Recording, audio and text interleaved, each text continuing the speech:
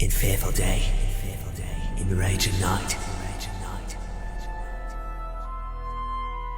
with strong hearts full, our souls ignite. When all seems lost in the war of light, look to the stars, for hope burns bright.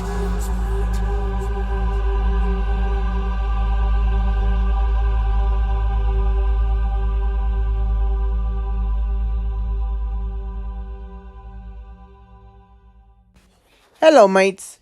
Yeah, remember I said I didn't watch Mr. E commentate Keyblade Master video? Yeah, I watched it and holy moly, that's basically like Metal Blade 5, but maximum. Oof. Anyway, now it's time for the second part involved with Tree and Nichols, which... yeah, this is proof that tonysonic really need to, well, make the sin remove moments much more often on his videos than that. Jeez. I mean, he called Sonic Advance 1 Can of Corn. Really, Tony? You call the best game from the 1999? That? Anyway, sit back, watch, and enjoy. I'm sure most of you remember my commentary on Tonysonic. After all, it is my third most popular video at time of recording. I mention this because that video was Tonysonic covering Shari's videos on Sonic 1, Sonic 2, Sonic CD, and Sonic Spinball. Now at the time, Shari did not have a video on Sonic 3 & Knuckles. However, now he does, and Tonysonic responded to it.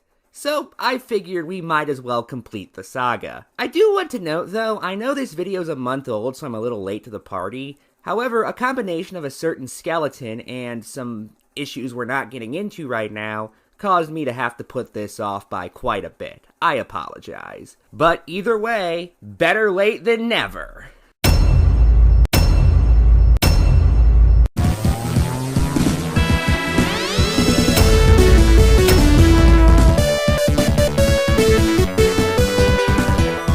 Okay, we're starting off with 5 sins. We're making us wait almost 15 months for this. That's 1 sin for every 3 months, damn.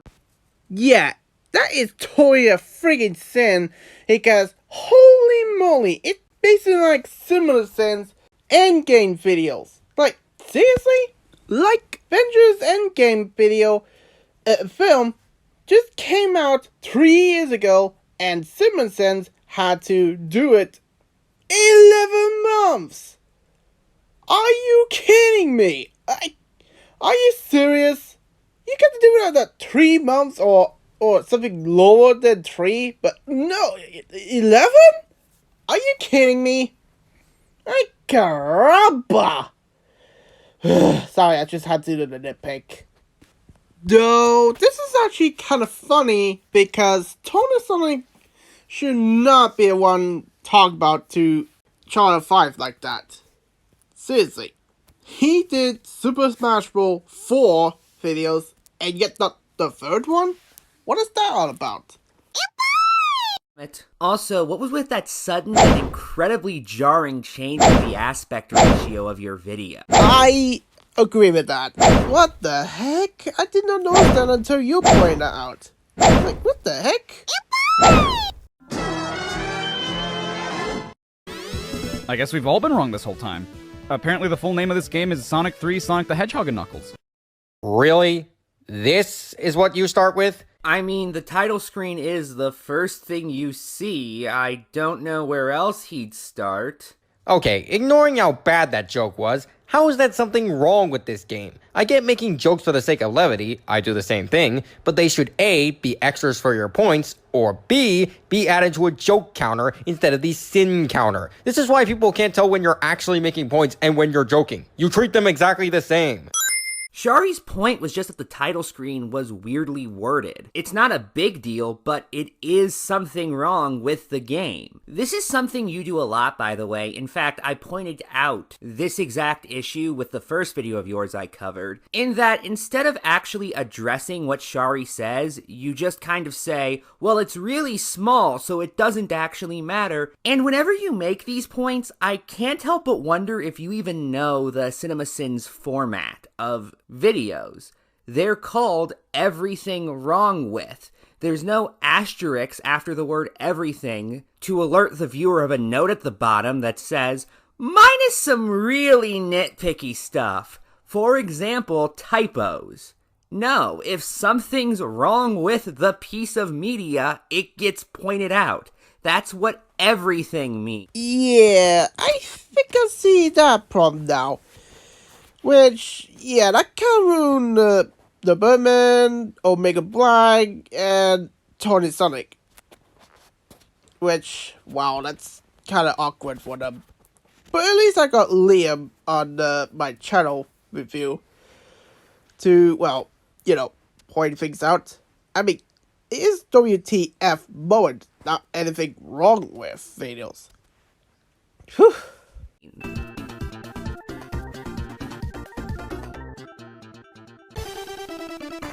Whoa, you're telling me that Knuckles is so powerful that he can just knock the Chaos Emeralds out of Supersonic? Like, yeah, you could say that it's because Supersonic was caught off guard by Knuckles, but isn't that kind of beside the point? Isn't Supersonic supposed to be invincible? This is a topic that many fans have touched upon, and since the Genesis games don't really tell you much regarding lore and even plot, the only thing we can do is theorize. Since Knuckles showcases that he can use Chaos Energy from the Master Emerald to detect the Emerald Shards in the adventure games... You mean the ones that didn't come out for over half a decade at this point? What I'm saying is an important part of your explanation involves something that wasn't part of established continuity yet. And having to use evidence from future games in order to answer this very basic question about the first scene of Sonic 3 & Knuckles doesn't make the people at Sonic Team look like good writers. And the Master Emerald can negate the Chaos Emeralds. My theory is that Knuckles used that same energy to bypass Supersonic's invincibility and knock the Chaos Emeralds out of him. Do you have anything in-game to back this up? Because if not, what you just said is equally in continuity to this. Dare you try to infiltrate my home and hope you may steal my precious jewels? The Chaos Emeralds belong to me. You shall perish if you break my rules. I'll take these gems of yours. See how you like it yourself. Now leave this island, you spiky little fiend, if you know what's good for your health. Give those back. No.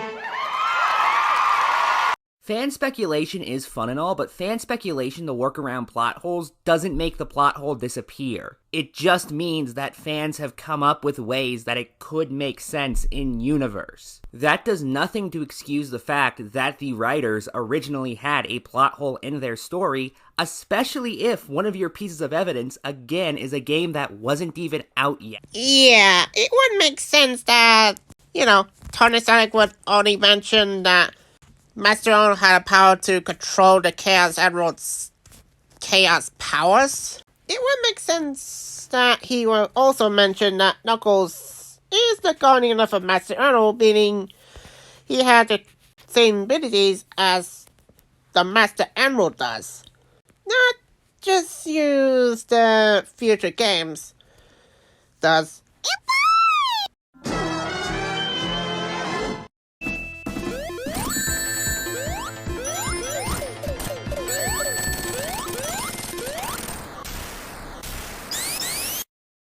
Holy bananas. Like, how are we okay?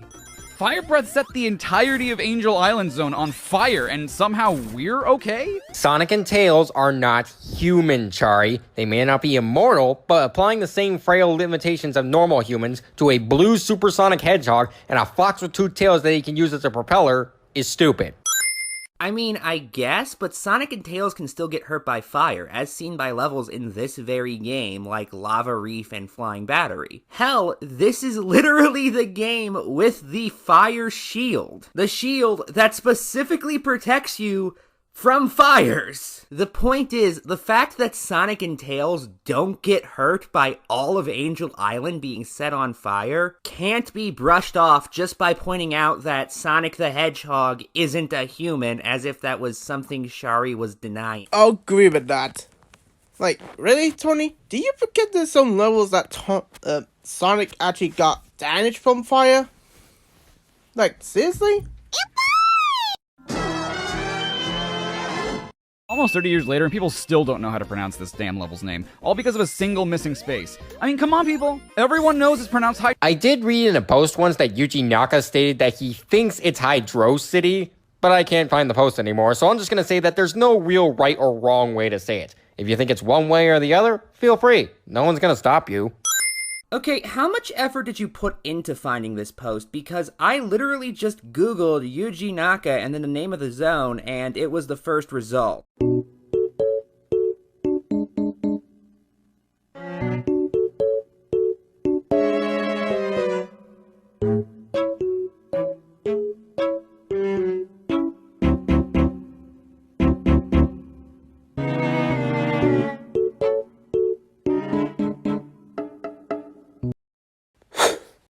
Oh, Also, I mean, come on, people. Everyone knows it's pronounced bro, do you even count? But Tony, I thought... Typos aren't sins, they're nitpicks. Sorry, couldn't help myself. It's alright, Mr. E. Everyone make mistakes and sometimes forget about what they said. So, wait, why can Tails fly infinitely here, of all places? Because there's no ground here? If Tails had his limited flight here, it'd be nearly impossible to win this. He's not asking why from a gameplay perspective this is the case, he's asking why in universe. Because it is inconsistent that Tails cannot fly for an infinite amount of time in any part of the game except for right here. Also, I can't help but find it funny that the guy who responded to Shari's point about the very premise of this game with attempts at bringing in-universe logic to justify it is now essentially saying in-universe logic doesn't matter. Because that's what Shari is basing this criticism off of, in-universe logic. Wow. We interrupt Sonic 3 and Knuckles to bring you Michael Jackson's Jam. No, the song. Ignoring the fact that Michael's producer Brad Buxer made these songs, Shari makes a pop culture reference. You aren't wrong that it's a pop culture reference, but Shari brought it up because it's a well-known fact that there's a chord in Michael Jackson's song Jam that sounds very similar to another chord in Carnival Night. Listen to them back to back if you don't believe me.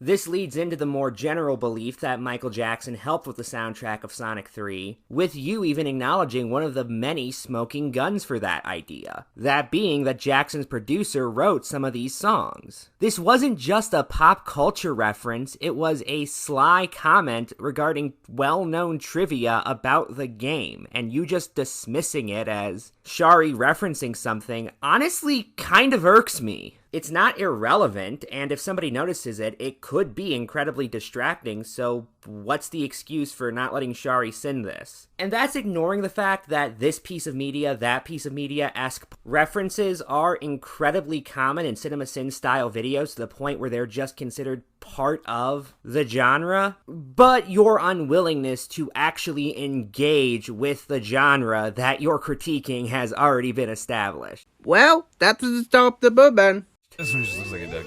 Shari says boner, and no it doesn't. 1, he said dick and not boner, and 2, if you say so. Yeah, I bet Tonysonic do like the bourbon and make anything wrong with his videos as well. I've never known what the hell this boss does. As far as I'm concerned, all he does is throw a ball. That's because you destroyed it too quickly. This is what it actually does.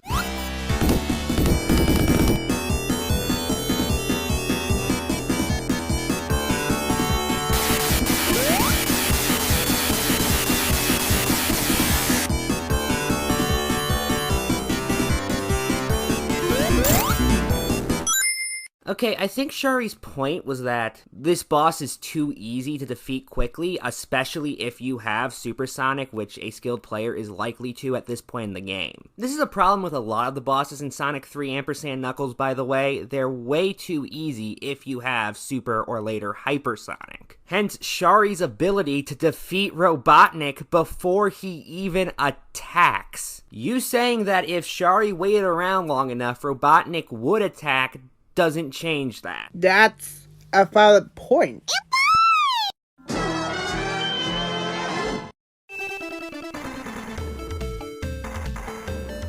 Does it really matter that Knuckles is looking around? I mean, the button is out in the open and right in front of the door. I don't think it matters if someone sees you.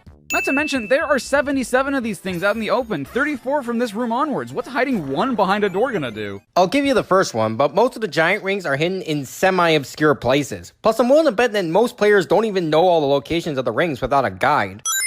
Okay, you had me and then you lost me. You are right that most of the giant rings are in somewhat obscure locations, albeit they're not particularly hard to find if you're looking for them. I mean, this is Sonic 3 and Knuckles. But I'll grant you that, at the very least. However, then you say that most players don't know where all the rings are, which I do believe to be true, because there are so many of them. Shari himself used the number that there were 77 special rings in Sonic 3 and Knuckles. Obviously, most people are not going to memorize the location of 77 special rings, especially when you only need 14 special rings to get all 7 Chaos and all 7 Super Emeralds. And the amount there are versus the amount you need actually ties into Shari's point, that there's no point in Knuckles hiding this specific ring, because there are 34 special rings from this point forward, and you only need to know the location of 7 if you want to get all the Super Emeralds.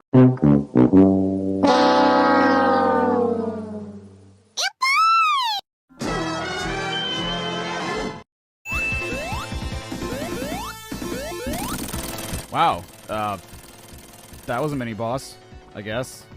I just sort of waited there until it jumped into the quicksand on its own. That's only one of 3 ways you can fight the golem. The other 2 involve smacking it continuously until it ends up in the quicksand, or waiting until it comes to the edge and then smacking it over the edge. Both of which involve actually attacking it.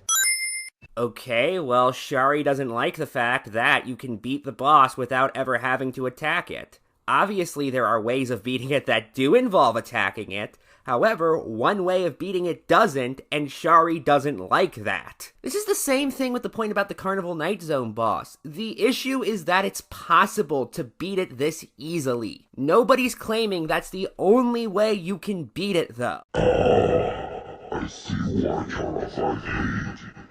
Bosses that is easy. Get the out of here.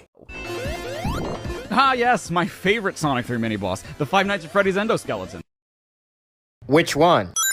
Whichever one you want it to be, Tonysonic, because the joke works no matter which one you pick. No. Sonic asked you a very valid question. Sorry, I had to use that line from the Sonic Colors DS. Sonic has the strongest and yet somehow the weakest super form ever. He can literally destroy all enemies in his vicinity with the push of a button, but he gets defeated by a tumbling boulder. Pretty sure that's just a way to attempt to prevent you from using Hypersonic in the following boss fight. And even then, you can still use it if you have enough rings. Again, Shari most likely understands this. He's just saying that in universe, it doesn't make any sense that Sonic's hyper mode deactivates upon contact with a boulder rolling down, especially considering this is the same hyperform that can stand in lava no problem, as established in the following boss that you fight just after this. Well, He can literally destroy all enemies in his vicinity with the push of a button, but he gets defeated by a tumbling boulder. This is The ding dang, but the counter's deaf. Typos aren't sins, they're nitpicks. This is one of Robotnik's best mechs. It's impervious to intense heats, not even lava can melt it, and it can't even be damaged by Hypersonic. The only thing that can somehow damage it are the spikes it tosses at you. And he never stops to think, maybe I shouldn't shoot these spike balls. I think they're hurting me, or maybe I should make another invincible mech like that. I agree with the stop shooting the bombs bit, but the invincibility only applies to gameplay. I guarantee you, if you were given Hypersonic scan stats, that mech would melt. Quick question, how do you know that? I mean, Hypersonic's a fictional video game character. It's not like you can run scientific tests to determine this. Far as I'm concerned, it looks like you just pulled this out of your ass. And that's ignoring the fact that if that is the case, that would still be a problem because, again, it would be another sign of inconsistency within the in-game universe. Which is not a good thing when it comes to world building. How did Knuckles manage to get up after all that? He got bodied by Hypersonic, electrocuted by Robotnik, and then he fell like 15 feet onto the ground head first.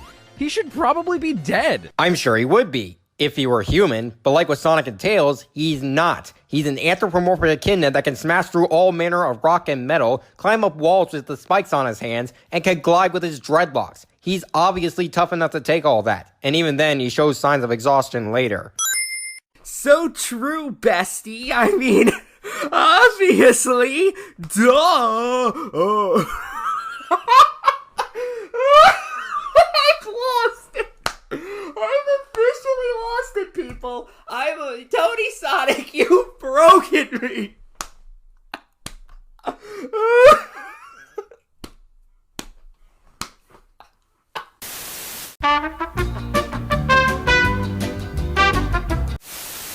Okay, I've regained my composure.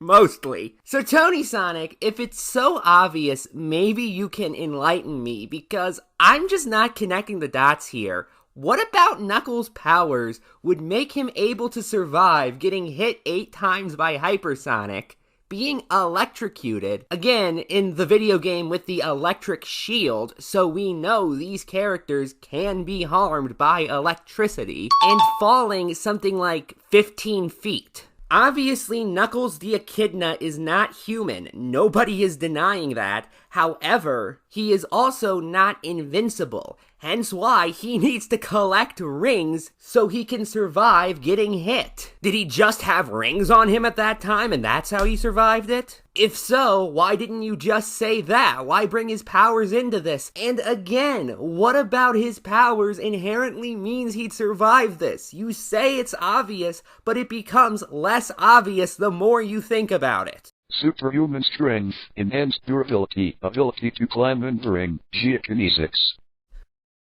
And while we're on the subject of super forms, what the hell is up with Super Tails? Not only does he need the Super Emeralds to transform at all, not just the Chaos Emeralds, why does he suddenly have 4 flickies following him around? What, the powers of a god aren't enough for him? If you play Sonic 2 with just Tails, he isn't able to use the Chaos Emeralds to transform. The likely reason for that is that he doesn't know how to use them in that game. Same applies in this game until he unlocks the Super Emeralds, where he finally understands their power enough to transform, but not enough to use them to their fullest, which is why he has his Flicky army of death to help him. Some call me Johnny, that's what you're referencing. Tails, who initially didn't have a super form with the Chaos Emeralds, now has a super form with the Super Emeralds. There's always confused me as to why, but getting the Super Emeralds with Tails is well worth the effort.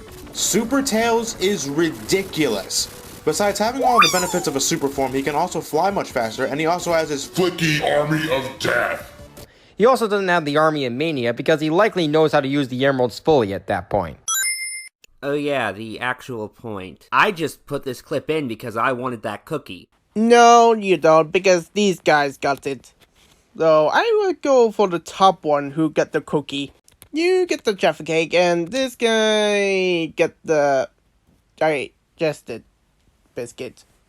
However, I do want to point out that once again, nothing in the game backs this up, so you're just speculating at this point. Also, if Tails knows how to use the Emeralds in Mania, why would he lose the Flicky Army of Death? Shouldn't he therefore know how to summon them, or are the Chaos Emeralds sentient beings according to you? How does this work continuity-wise?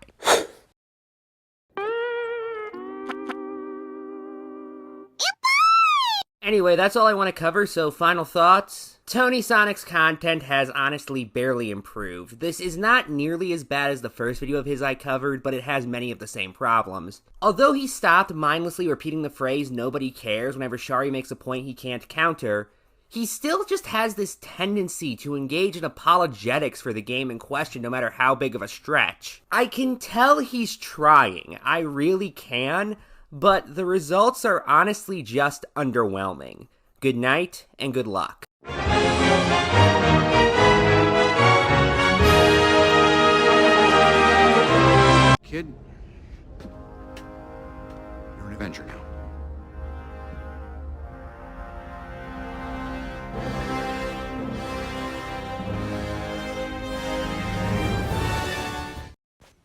Hello mates. Yeah, I made this video to apologize what I did and remastered it. Which, you already know about that in the first part. But this video originally was supposed to be on the, October 31st to make a joke. That was until, the Queen passed away. And I feel ashamed about it. Because I did make aftermath video, which, oh boy, I feel dumb by saying that and that. Oof. And yeah, this is apologies what I've done. Not just, the reaction video, but also to UK's. I want to apologize about what I just said in there.